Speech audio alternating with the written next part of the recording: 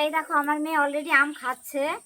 তো আজকে সুন্দর একটা রেসিপি তোমাদের সঙ্গে শেয়ার করব, যেটা টাটকা আমের কি বলে তো, আমরা কি বলি আম সত্ত্ব, তোমরা কি বলো একটু কমেন্ট করে বলো। তো কুন্ডু আজকে অনেকগুলো আম পেরেছে, তো সেই টাটকা টাটকা আমের এই দেখো আমার মেয়ে খাচ্ছে, হেভি হেভি টেস্টি, কারণ এ খুব আম খায়। তো আজকে এর আগে একদিন বানিয়েছিলাম, তোমাদের সঙ্গে শেয়ার করা হয়নি, তো আজকে সেটা পুরোটাই শেয়ার করব। তোমরা দেখতে থাকো একদম শুরু থেকে শেষ পর্যন্ত, দেখতে পাবে কি করে বানাতে হয়, কি করে সেটিং করতে হয়, কি করে তুলতে হয়, পুরো রেসিপিটা শেয়ার করব। তো চলো চলে যাই রান্নাঘরে। এসো না, আমার উঠু দাও, উঠতে দাও, উঠু দাও, উঠু দাও, উঠু দাও। হ্যাঁ বলো টাটা, টাটা দাও, টাটা দাও। টাটা দেবে না? ঠিক আছে, দিবে না। আমি এক বালতি আম নিয়ে নিয়েছি, তো এখানে দুটো কাঁচা আছে আর সবগুলোই পাকা।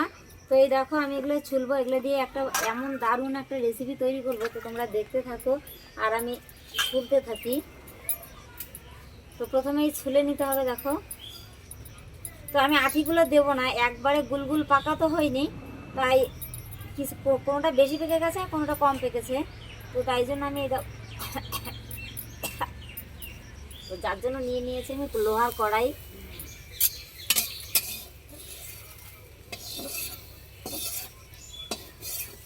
সত্যি কথা বলতে লোহার কড়াইতে একটু সুবিধা হবে। এই দেখো আমি এইভাবে আমগুলো ছাড়িয়ে নেব।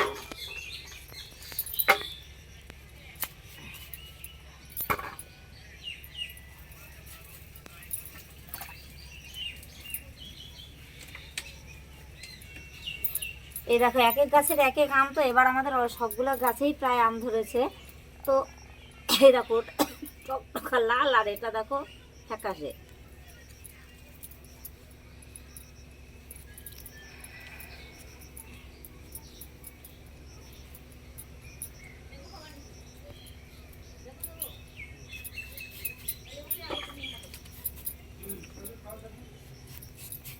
দেখো আমার এই আমগুলো ছাড়ানো হয়ে গেছে, তো উনানে কটা দিয়ে দিয়েছি। তো এই যে দাঁড়াও এই কটা দেবো, কারণ সবার আমসা তো বানানো হয়ে গেছে, আমি এবার বানাই নিয়ে তোমাদের সঙ্গে শেয়ারও করতে পারিনি। এই দেখো আমগুলো এবার ঢেলে দিয়ে দেবো উনানের মধ্যে, উনানে না কড়াইতে। এই দেখো আমগুলো এই যে দিয়ে দিয়েছি।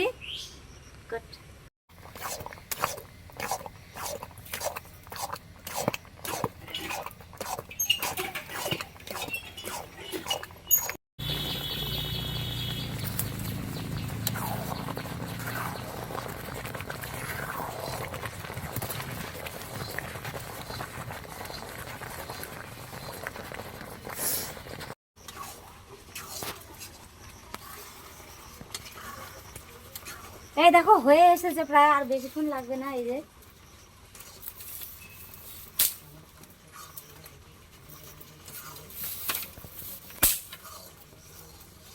এবার আমি ভাড়া বাসন নিয়ে আসি, যেটা নামাতে হবে। কাটকাটি দিচ্ছি। আর এই দেখো কতগুলো বীজ বেরিয়েছে, বীজগুলো আগেই বের করে নিয়েছি, তা না হলে কি হবে, কারণ চিপে চিপে বের করতে হবে, ওই জন্য আমি বীজগুলো আগেই বের করে নিয়েছি। এরকম হলে এগুলো হয়ে যায়। এই যে তো আমি আগেই থালে তেল মাখিয়ে নিয়েছি।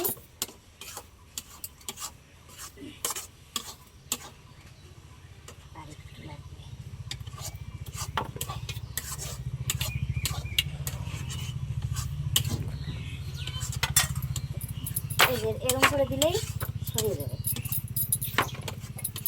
যে পাশটা বাকি আছে সেই পাশটা কভার হয়ে যাবে।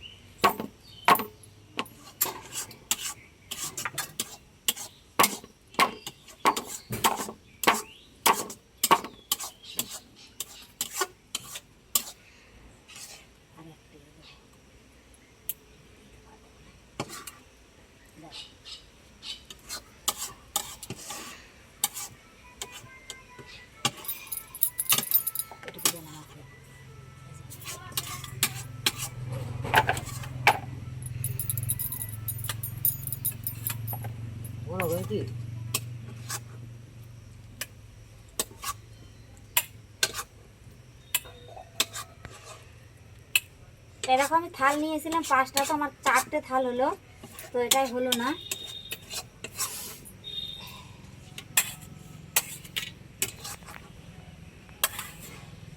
কালকে আর একটু বানাবো, 5টা থাল পড়তে পারবে একটা। ঠিক আছে, বানাবো।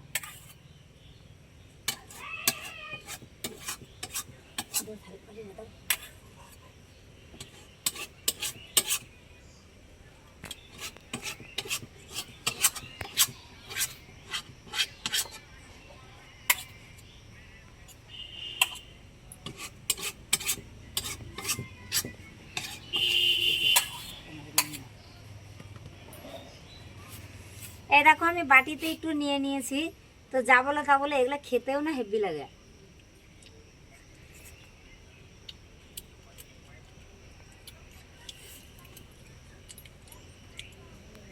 তো এখানকার কাজ শেষ,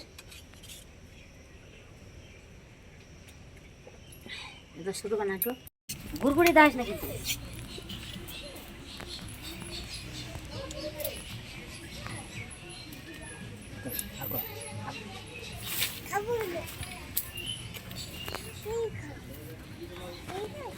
দিয়ে দাও, উপরে দিয়ে দাও।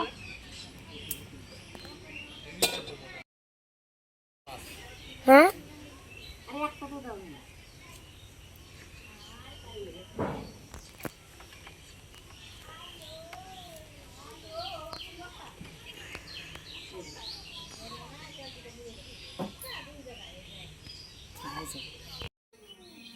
এই দেখো বন্ধুরা, আমি যে আমসত্ত্ব বানাচ্ছিলাম তোমাদের পুরো রেসিপিটা দেখিয়েছি কি করে বানাতে হয়।